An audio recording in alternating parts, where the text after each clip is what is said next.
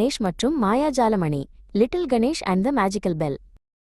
ஒரு அழகான காலை பொழுதில் குட்டி கணேஷ் தன் நண்பன் சூர்யாவுடன் விளையாடிக் கொண்டிருந்தான். சூர்யா ஒரு பந்தை தூக்கி எறிய அது ஒரு பெரிய மரத்தின் பின்னால் விழுந்தது.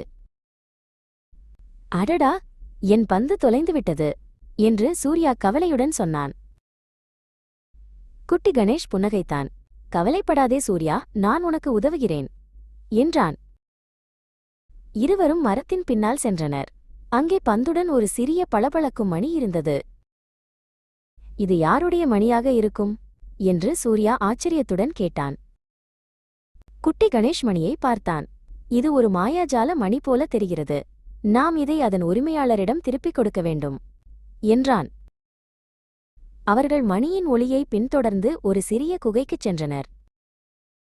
குகைக்குள் ஒரு சிறிய எலி பயத்துடன் நடுங்கிக் கொண்டிருந்தது. இது என் மணி, நான் அதை தொலைத்துவிட்டேன் என்று அது சொன்னது. குட்டி கணேஷ் மணியை எலியிடம் கொடுத்தான். எலி மகிழ்ச்சியுடன் துள்ளி குதித்தது. நன்றி குட்டி கணேஷ், நீ ஒரு உண்மையான ஹீரோ என்று சொன்னது.